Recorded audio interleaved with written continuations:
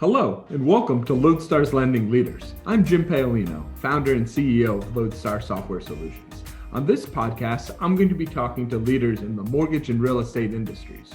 Our goal is to talk about current events, interesting things from their end of the industry, and anything else that we feel is fascinating. Hello, welcome to Lodestar's Lending Leaders. Today we have a very special guest, industry powerhouse Regina Lowrie. Regina is CEO of Dytrix. She was the first woman to be chair of the Mortgage Bankers Association, also a CMB certified mortgage professional, and a host of other things that I'm excited to cover on this podcast. Regina, thanks so much for coming on. Really excited to have you. I know there's a lot of things that we want to cover specific to the industry here. But I guess for the benefit of our listeners to start, we'd love to hear about kind of how you got into the mortgage industry, your journey through that, and especially now what brought you to Dytrix to address a lot of those specific problems. Well, thank you, Jim, for the invitation. Mm-hmm. I'm honored to be here today. Well, back in the 80s, I got involved in the mortgage industry towards the tail end of the S&L crisis, which, those that have been in the industry for a long time know. And I did start with a savings and loan here in Pennsylvania that I was running their mortgage operation, kind of moved through the ladders from officer to AVP up to senior VP and helped them grow that into a substantial at the time, it was back in the 80s, a $500 million operation. Back then, stayed there till about 1993 and decided to put a business plan together to start my own mortgage company. So I started with 7 employees, raised about $1 million in capital, and grew Gateway Funding to a $3.2 billion mortgage operation. Had 800 employees clear across the country. I think the only states we weren't in were Hawaii and Alaska. And it was during that time that I got on the leadership ladder for MBA. And the one thing I can tell your audience is that there was such a tremendous benefit from being involved with MBA. I was a mid-sized independent mortgage banker competing against a lot of the larger institutions. And my involvement with MBA and the mentors and the connections that I made during that time, I really give accolades to MBA that they were a large part of my success in building Gateway Funding. And then it's interesting, when I guess it was 2004, I was first nominated as vice chair for MBA. And I began getting very involved on Capitol Hill, testified against predatory lending. If you remember back then, the interest-only option arms, subprime loans. And I really saw the handwriting on the wall where I felt the bubble was going to burst. And so I sold my interest in Gateway Funding in 2006. Wow. Some people say I had a crystal ball, but it was a great decision. But I continued to stay involved in the industry that I've been very passionate about. And so began consulting for lenders all across the country and really saw, and remember, after the credit crisis in the beginning of CFPB, there was such an increased regulatory scrutiny for our industry. And I really kind of honed in on that to try and help support lenders to manage their overall enterprise risk management. And what evolved over the next few years was understanding that all of the third-party vendors that lenders deal with pose risk to them. But as we talked about yesterday, specifically closing agent risk, because the lender doesn't control that. The borrower selects the closing agent, and some lenders could have thousands of closing agents that they need to monitor. And so I really honed in on that and felt that when I began Dytrix, felt that we could support lenders not only in managing the closing agent risk, but validating the wiring instructions. Because I think it was back in 2000, the FBI formed the IC3 Internet Crime Division Mm-hmm. because they were starting to see a tremendous increase in business email compromises and wire fraud, Mm-hmm. and it's grown substantially. I mean, the pandemic and the increased volume has really just exasperated that problem over the last 12 months. So that gives you a little short caption of, how I got, where I came from and where I am now. Yeah, no, that's fantastic. And it seems like that crystal ball is nice and polished now as we're moving to a purchase market where lenders are having to deal with more and more title agents that are selected by the borrower, by the realtor in many cases. And that lack of control, as you mentioned, is really different with settlement agents than it is with any other service provider. And to put a finer point on that, what does that pain look like? Like, what's the problem when lenders don't have this in order, especially now with internet crime and wire fraud? Well, it's twofold. One is they're spending a lot of time for every closing collecting the E&O and the wiring instructions. And so when you layer onto that the fact that closing agents, I would say 99.9% of them, except for those that are affiliates of the big title firms, don't operate on a secure network. Mm-hmm. And what that causes is the increased cyber attacks that everyone is facing, not just lenders, but I think, you look at ransomware, wire fraud, business email compromises. The cyber criminals have gotten pretty sophisticated, and they're all over the world. They could be sitting on a laptop in Dubai, and they've seen that our industry is a prime target, right? Mm-hmm. It's very easy for them to follow the transaction from point of sale to settlement. So they hack into the closing agent's email address and they follow that transaction, whether it's 10 days, 30 days to closing. They know exactly when that loan is scheduled to close. Mm-hmm. And what they do is they take over. They're so sophisticated, they can take over the closing agent's email address and send a BEC, business email compromise, to the lender saying at the 11th hour, and a lot of times it happens before a holiday weekend. Right. It could be Memorial Day, could be 4th of July, could be Labor Day, Thanksgiving. It's always towards the end of the month too, right? Yep. When lenders are, going crazy trying to meet settlement deadlines, they send an email to the lender saying the wiring instructions have changed. And in a lot of cases, Jim, the lenders are not validating the wiring instructions. Mm-hmm. So they're not validating the identity of that individual. Are they the account owner, right, the ABA, or the account number? And they're not checking to see if the domain of that email matches the closing agent. Mm-hmm. And all of that takes time. And, right. You and I both know what happens at the end of the month. Mm-hmm. in a mortgage operation. So what we've done is, in addition to being able to validate the wire for them, we're collecting the E&O, mm-hmm. and we're qualifying that closing agent to ensure that they're not on the lender's exclusionary list, that they're licensed in the state where the loan is closing, that they meet their requirements for E&O, and then we're authenticating the wire validation. So, when I first started Dytrix and we were doing this, like I said, I'm very passionate about this, mm-hmm. this issue of wire fraud. And I've tried to be a leader in the industry to get the message out on this. But what I've learned from our existing clients is that it creates such efficiencies for them. Mm-hmm. So to have on every single closing, think about a lender that's closing 10,000 transactions a month, and they're collecting 10,000 E&Os, right, for every loan that closes for that particular settlement agent. And then they're collecting the wiring instructions, but they're not validating them. And it's not an insured transaction.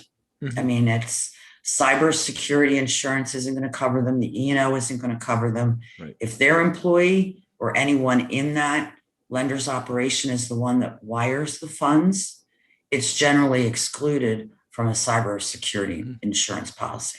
Well, And a lot of lenders think the E&O covers it, and it doesn't. Right. Or even the CPL covers them completely. No, it doesn't. Mm-hmm. The CPL is only going to cover if the closing agent makes a mistake, right? Mm-hmm. One thing that I've seen with one of our title agent clients is they had an issue where they got an email, was suspicious, but then that person called and followed up and was believable enough on the phone that they will change the wiring instructions and we're out $60,000.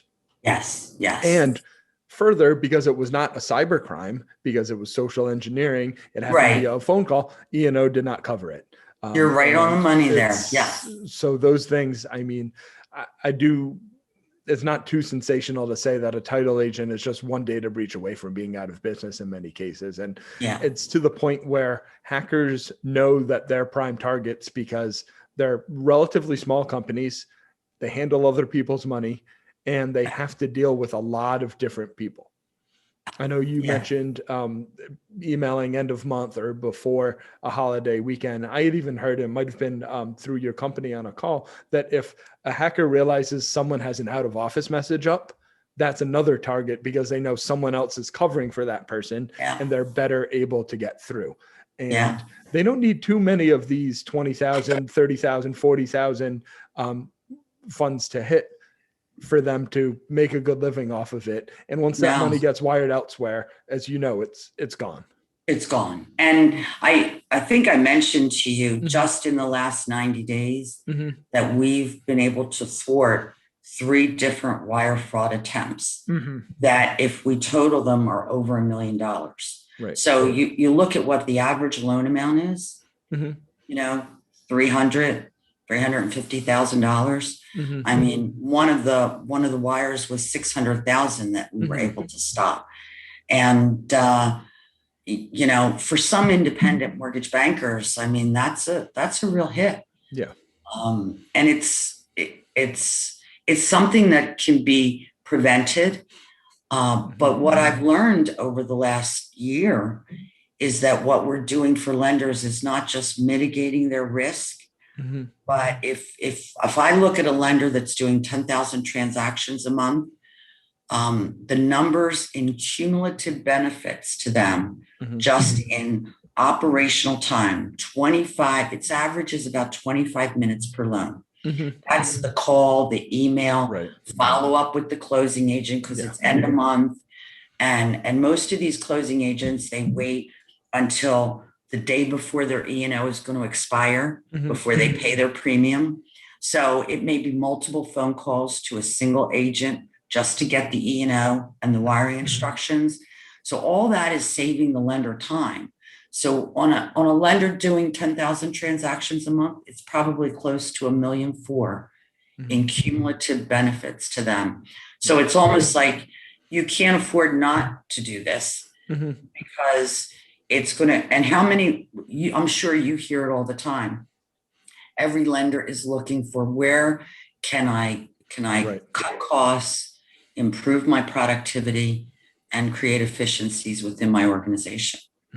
Absolutely. And that's not even getting into the negative effects of a large loss, both on your profit, the reputational risk of being associated with that. There's nothing more heartbreaking than seeing an article about a homeowner or prospective homeowner losing their life savings because while a mortgage banker could be insured, a title agent could be insured, the person who's really on the hook ultimately can be that home buyer. Yeah. Well, and the other thing to think about is particularly under this new administration, you know, we've seen increased hiring at the CFPB. And you look at what their mission is, and their mission is all about protecting the consumer. So the regulators, the first thing that they care about is the consumer, not that the lender just lost $350,000 because they wired it to the wrong account. But what happens is everybody shows up at that table. The borrowers probably have either sold their property or they've moved out of their house or apartment. They've got a moving truck waiting. They're all excited. And never gets to settlement and the money's not there. I mean, that's eventually going to rear its ugly head with the CFPB, I believe. Yeah. It's only a matter of time. You and I know, we've been in the industry long enough to know that Right. Eventually, because we don't self-regulate ourselves, that eventually the regulators will do it for us. And so that's the message that I'm trying to get across to everybody in the industry, that this is an important issue that we as an industry should really take seriously and not wait until the hammer comes down from the OCC or the FDIC or the CFPB. And you mentioned self-regulating. So when you work with lenders as clients now, or when you were consulting, compliance is going to be a part of this industry. It's the largest transaction of a home buyer's life. There's no way that there's not going to be that type of scrutiny. But how do you encourage lenders to look at compliance as not only a box to check, but a value add? Well, I mean, you just have to look at some of the fines that some lenders have been given by the regulatory agencies. That's a wake-up call, I believe. It really is a wake-up call. And it's also an education.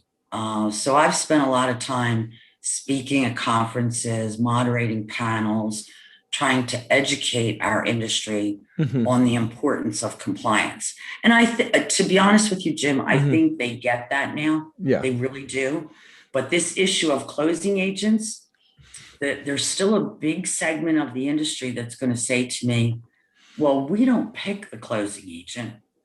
It's not like a credit company. Right. And so we're not really responsible. And I say to them, when you look at high-risk vendors, I call high-risk vendors someone that's mission critical, like a subservicer, or your hedge firm, or a credit company that you share MPI data with, all the borrowers' MPI. And closing agents, think about it. You're sending the closing package, which has the application, which includes all the borrowers' MPI, their income, their assets. And oh, by the way, we're going to wire $300,000 to a bank account that we haven't validated. So in that regard, that's still I think our industry still needs an education on that.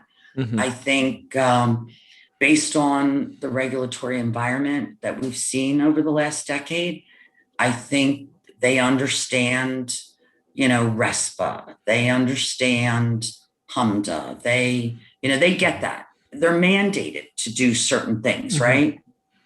They understand managing their third parties. And I know that for a fact, because any potential client that I deal with, we go through a robust, and I'm sure you experience it too, right?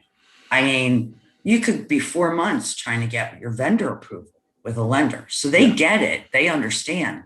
They're just not doing anything for closing agents. And the reason they're not is they don't understand why they need to do it. And the other thing is, it's too many vendors for them to manage. I mean, it's a daunting experience. So, and so that, we take that off their hands and manage it for them.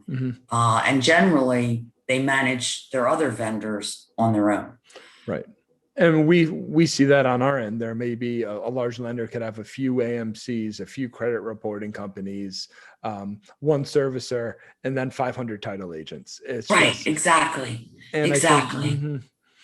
Yeah. And I think it's important too, when you look at the transaction process, because the closing is the last part of the process and arguably the most important, because if that doesn't go smoothly, the transaction doesn't happen. So looking at the sales pipeline that you have, or a customer relationship, that if you ever want that customer to refer someone, if you ever want them to come back for another transaction, if they had a bad process one way or another, that's not going to happen. And even though as the lender, you're not responsible, you're certainly going to be affected. And I think that's the way to look at it. I used to say to my operations people, when I had my own company, the closing is your last chance to make a first impression. I mean, the whole process could go seamlessly, right? But the closing is that's what they're going to remember. you know, and I believe, I used to tell my loan officers, every closing is a sales opportunity, right? You've got the listing agent, you've got the selling agent, you've got the seller a lot of times. So there's a lot of reputational risk in it for the lender. When talking about compliance, we were saying how, it's not until the government regulators come in that companies kind of fall in line. We're certainly seeing that now with the change at the CFPB, with what we're doing with our Mortgage Sentinel brand. People are now more concerned about fair lending and other items there. It seems like this industry is very reactionary in terms of, oh, this is a problem now, let me deal with it. Or Right. this large company ran a Super Bowl ad and now we need to adopt this type of technology. So what's your advice to mortgage executives about, especially if they're not a main company, if they're a mid-sized independent mortgage company, how do you kind of beat out all of the other folks in the industry? How do you approach regulations? How do you kind of balance everything? Yeah, and that's a good question because it's tough. It's tough on multiple fronts for the smaller, mid-size, independent mortgage operations. You can't afford not to do it. I would say the same thing, not just for compliance, but I would say for technology. And nothing against independent mortgage bankers. I know when I was one, I kept investing in the company. So my recommendation to a lot of those small, mid-sized independent companies, last year was a great year. I think this year is going to be another great year.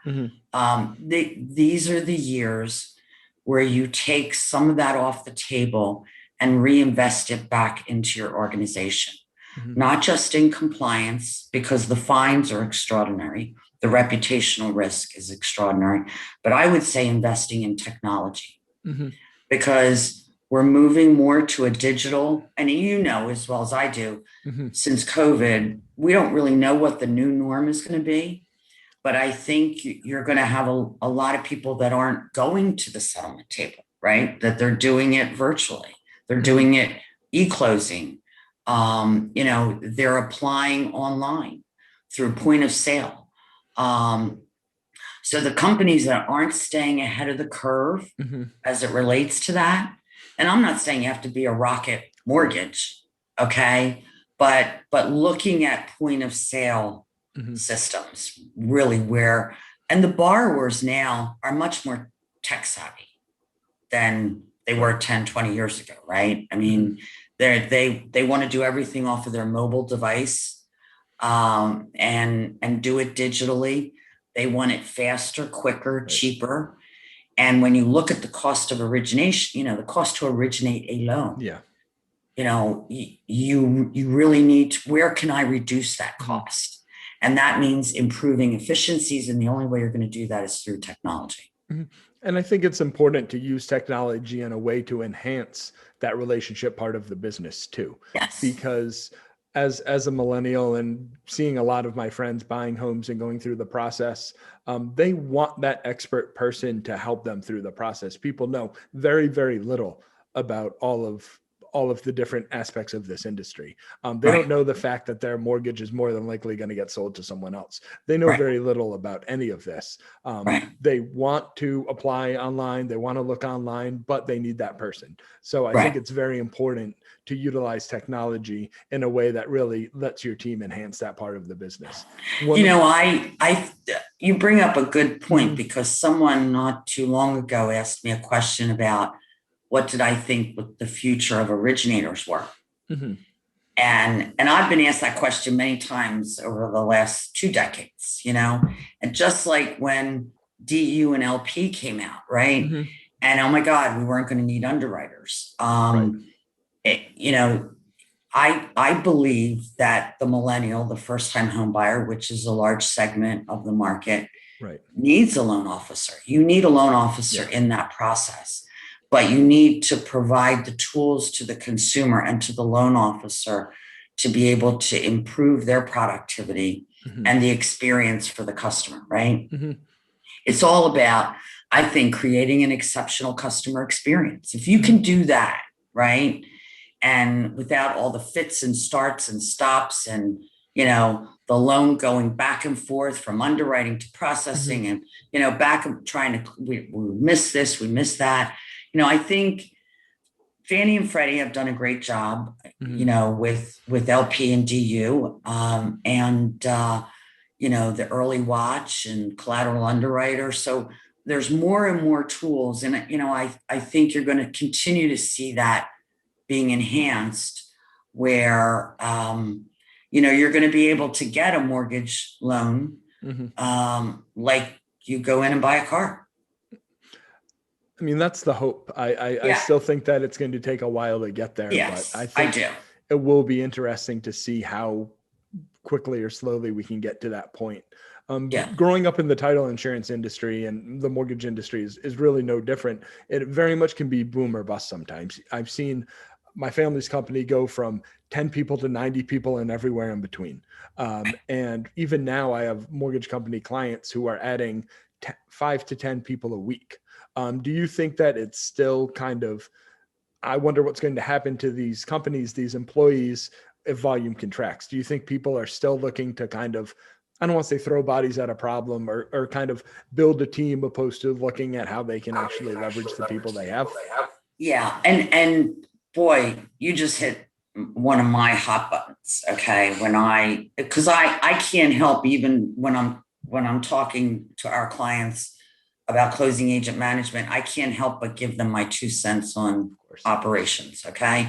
Because what I've seen a lot of companies do is they layer and layer processes on top of others instead of stepping back and looking at the big picture and where can I streamline the operation. They add something new into the process, but they don't re-engineer anything, on the front end or the back end of that one process. So we keep layering. And the other thing that I always, it's really my hot button and always was when I had my company was, do you know what your productivity numbers are? I knew what my cost per loan was, but I knew number of loans per processor, number of loans per underwriter, number of loans per closer. You'd be amazed at when you start looking at those productivity numbers and okay, where's the drag? Where's the duplication? How many times is someone looking at that file? How you can improve productivity and set benchmarks and performance standards for your employees to where you're not just, if you're not efficient, this is what I think of when I heard what you said. I'm just going to keep adding more bodies to it, right? I mean, I have no idea how many loans a processor in my organization on average can process or close in a month, how many loans an underwriter can underwrite.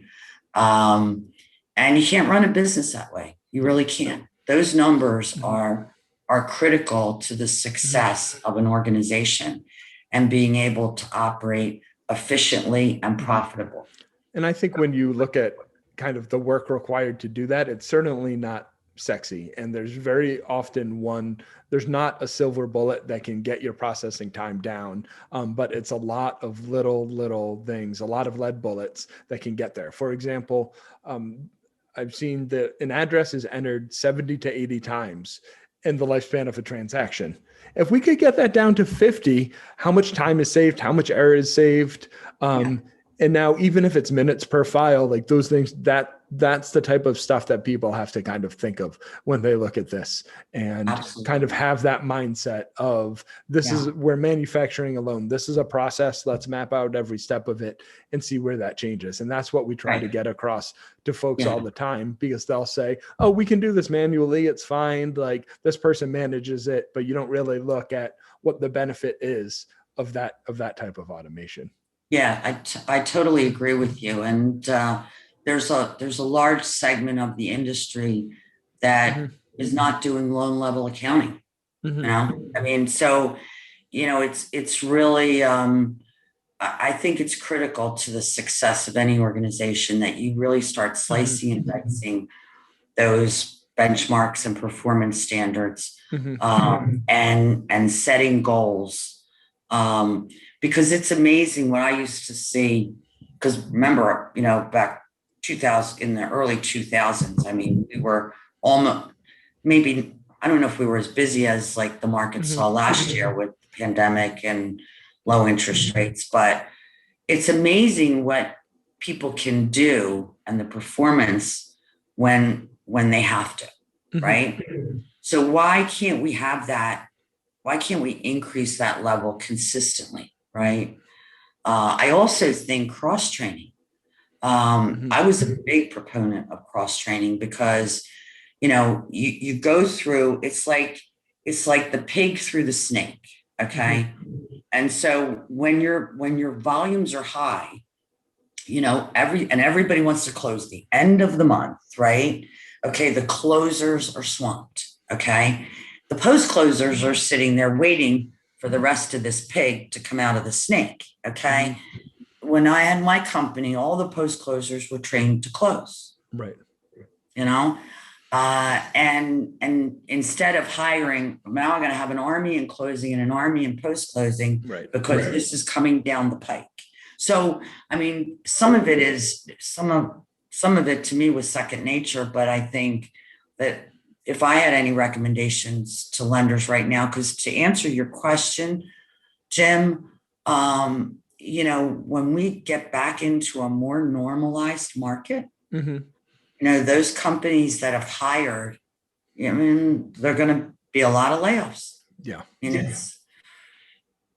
Yeah, you never want, it always makes me nervous seeing that, because I just feel like there's just bound to be another side of it too. And you had mentioned kind of when we get back to a normal market. So brushing off that crystal ball of yours that's been so accurate so far, what do you see the next 1 to 2 years looking like in this market, beyond new technologies coming in, the change to the purchase market? Like, what other things, if you were one of those mid-sized independent mortgage bankers, would you really be keeping your eye on?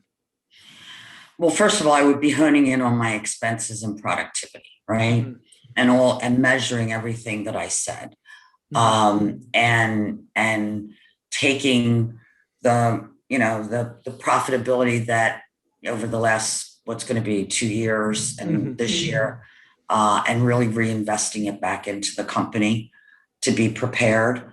I'd look at, setting up a call center for refinances and really handling purchases separately. I think the industry is going to continue to see strength in the purchase market. But at some point, you just drain that refi. I mean, rates, how low can rates go? And, people that are out there with a 2 3/4 or 3% loan, chances are when you get back to more of a normal market, that refinance activity is really going to substantially decrease. Even MBA said it's going to decrease this year. So preparing for that now, and there's a lot of companies out there that really didn't focus as heavily as they should have on the purchase market. So I think the purchase market, when you look at millennials and you look at first-time home buyers, that's going to continue to grow. So you need to be focusing on that market, and originators focusing on, marketing to realtors and builders, and because some of them have just been order takers the last couple of years, right? And it's easy to feed on that. We've all seen that happen, and all of a sudden the bottom drops out when that refi business goes away. And so, so when do I think? I think a lot of it depends on the Fed and what they do and the economy. So you've got a lot of variables now in the market that we don't really know. And COVID makes it even more difficult, right? Between the stimulus, between unemployment, the Fed continuing to keep the brakes on, they say we're not going to have inflation, or at least they've even, over the last 30 days been in the market buying. But that's going to change at some point. I mean, as soon as the economy starts to recover, right? you're going to see, I believe rates are going to start rising. I don't know that I can tell you when, but I could say to your viewers that now's the time to start planning for that. Mm-hmm. And even to Right? your point before about looking at your numbers and operations, the process of a refinance versus a purchase is substantially different. So how much is your loans per processor going to change, your desired loans per loan officer? All of those things can change when you go from 80% refinances to 30% refinances. Right. So I think Exactly. the better that people's models can be for that type of thing, the more nimble they can be. And ultimately the fewer kind of ups and downs they can have of bringing on people, training people, firing people, like going through that whole process, Right. because it's just so tough to do that. Well, that's your time when you start measuring those Mm-hmm. productivity numbers. When you do have to cut staff, you really want to keep the high producers. Mm-hmm. And when I say high producers, I don't just mean loan officers. I mean those that in processing, in underwriting, and in closing. It's an opportunity to build the cream of the crop within your organization and really set the bar a little bit higher. And to prepare for that now, and be ready for it. Mm-hmm. And then the added struggle of having to do a lot of that virtually too. Oh yeah, exactly right. And that's made it a lot tougher. Yeah. One point that does come to my mind that I also have seen our industry do, and that is eat each other up. And what I mean by that is when rates start to rise, is when you start to see margins thin, because everybody's trying to beat everybody else out, right? You've seen it, right? Yep. You know what I'm talking about. So, I think collectively as an industry, I'd like to see us not do that. I'm not saying that that's going to happen, but it traditionally happens. And so, your margins are squeezed because you're trying to have the best rate than the guy down the street. Yep. And while your volumes are decreasing, it's like a double whammy, right? Yeah. Right.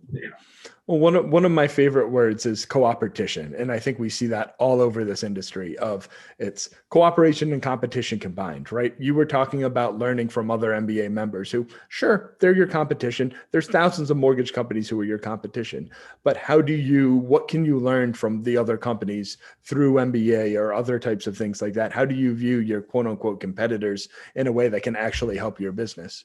Right. The one thing I learned is that, and I go back to when I had my own company, some of my best mentors and people that we shared data with in this market here in the Pennsylvania area, New Jersey, Delaware, were my biggest competitors. But you have to get to the point where you're not solo. I mean, sharing ideas and best practices with others in the industry. And, I found that to be extremely helpful. I really did. And you'd be surprised. I mean, it's funny that some of my biggest competitors, I mean, if one of their loan officers was looking to jump ship and came and interviewed with us, I would call the CEO. Yeah. I mean, that's not that I didn't want that originator, but that was the kind of camaraderie in this industry. And your relationship with that CEO could be more important to you than that one employee. That's right. Exactly right. Exactly. Theme that comes up all the time, almost regardless of the topic we talk about, is the right thing to do and the thing that's good for your business can very often be the same thing. And I think that's true for compliance. That's true for technology. That's true for how you can be a steward of the industry. And I think that's very much true with diversity and inclusion. And I know you have been more focused on that throughout your career, but especially recently with a book you co-authored. So would love to kind of segue into being a good steward in the industry to how else can this industry support and should be looking at, bringing each other up. Well, thank you for asking me that question because I am very passionate. I think women play a big role in our industry, and I've seen some rising stars over the last 20, 25 years. And I was proud to be the first woman chairman of MBA, but we've now had the third chairwoman. Deb Still was second, and Susan Stewart was chairman this year.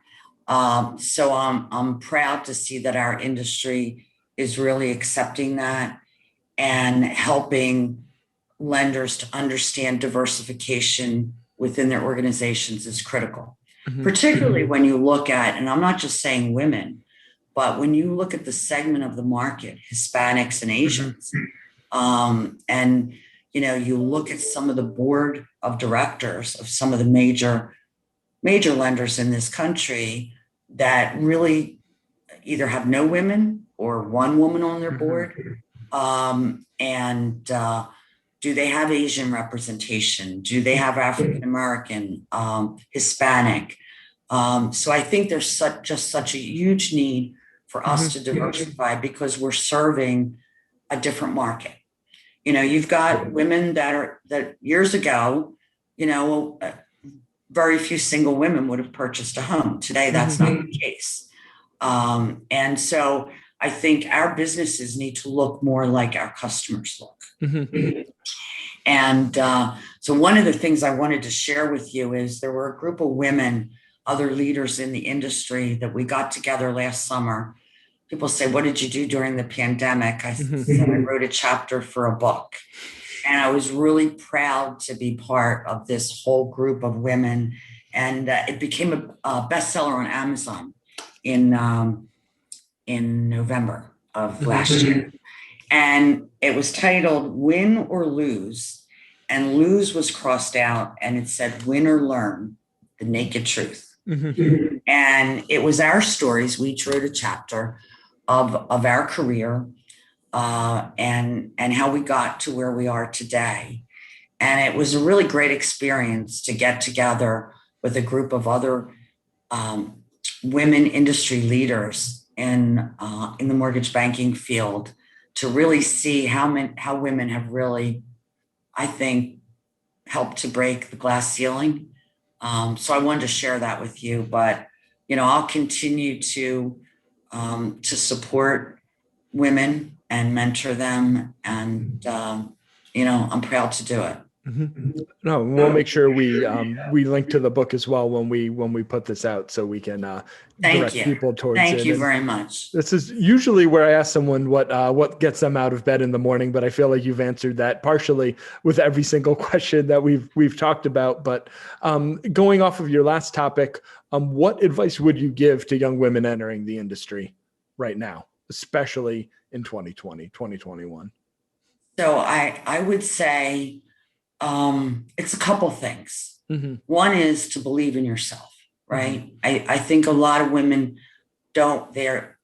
When people talk to me about, what is it about the glass ceiling? And I say, I believe that women create their own glass ceiling because they don't believe in themselves.